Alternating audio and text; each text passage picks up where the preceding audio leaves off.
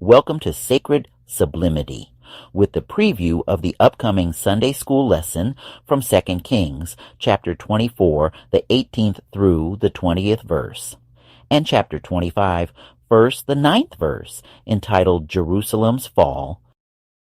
Let us read the scripture text together. 2 King, 24th chapter, 18th through the 20th verse, King James Version. 18 Zedekiah was 21 years old when he began to reign, and he reigned 11 years in Jerusalem. And his mother's name was Hamutal, the daughter of Jeremiah of Libnah. 19 And he did that which was evil in the sight of the Lord, according to all that Jehoiakim had done. 20 For through the anger of the Lord it came to pass in Jerusalem and Judah, until he had cast them out from his presence, that Zedekiah rebelled against the king of Babylon. 2 King, 25th chapter, 1st through the 9th verse, King James Version. And it came to pass in the 9th year of his reign, in the 10th month, in the 10th day of the month, that Nebuchadnezzar king of Babylon came, he and all his host, against Jerusalem, and pitched against it, and they built forts against it round about. 2 And the city was besieged unto the 11th year of King Zedekiah. 3 And on the 9th day of the 4th month the famine prevailed in the city, and there was no bread for the people of the land.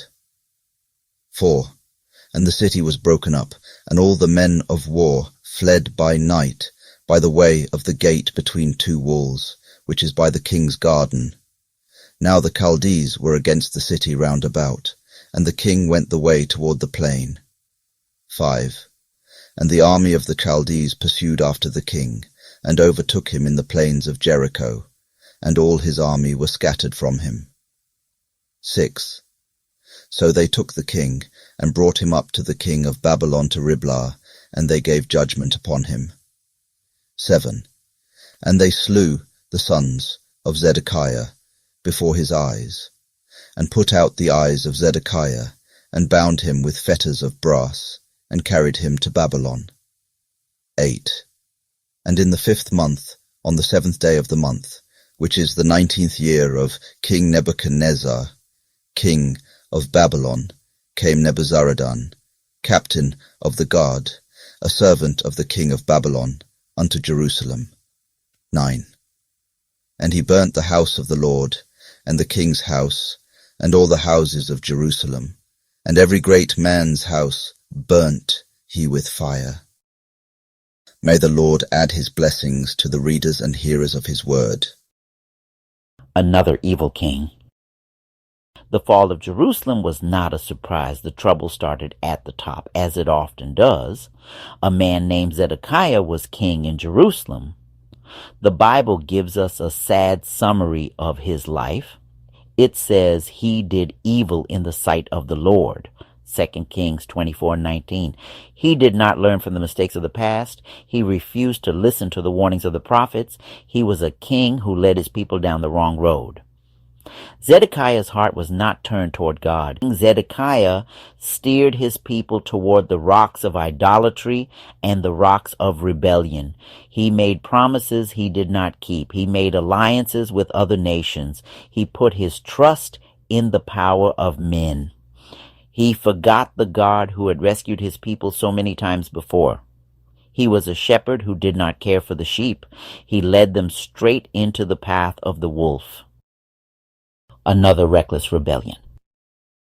For centuries, God had been warning his people of the impending consequences of their sins. He sent prophets like Isaiah, Micah, Jeremiah. They all brought the same message: turn back to me, leave your idols, live justly. If you do not, disaster will come. King Zedekiah chose to rebel against Nebuchadnezzar, the king of Babylon. This was not just a political mistake, it was a spiritual one. God had made it clear through his prophet Jeremiah that Babylon was God's instrument of judgment. To fight Babylon was to go against God's own plan. Zedekiah and the people chose to fight. They trusted in their own strength. They hoped Egypt would come and save them. They put their faith in everything but God. So this choice led to a terrible siege. The Babylonian army surrounded Jerusalem. They cut off all food. They cut off all water. The city became a trap. The people who thought they were being brave were now starving. The city that felt so strong was now helpless. This was not a surprise attack. It was the direct result of their rebellion. God had saved them from sieges before. Remember Hezekiah? God sent an angel to defeat the Assyrian army. But this time was different. This was not a test of faith. This was the consequence of spiritual rebellion. The people had so many chances to turn back. Even during the siege, Jeremiah pleaded with the king. He offered a way out, surrender, and the city would be spared. But King Zedekiah was prideful, afraid, and weak. He listened to his foolish advisors instead of God's prophet. Another harsh result. The end came with fire and violence. The walls of Jerusalem were broken. The Babylonian soldiers poured into the city. King Zedekiah tried to flee but was captured. The holy temple, the beautiful house of God, was looted and burned to the ground. The city was left in ruins.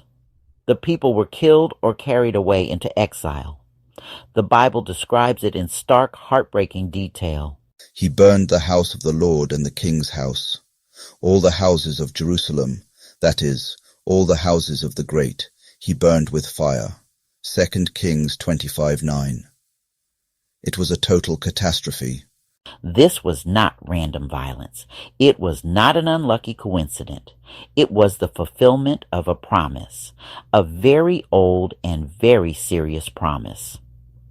When God made a covenant at Mount Sinai, he gave blessings for obedience, but also curses for disobedience.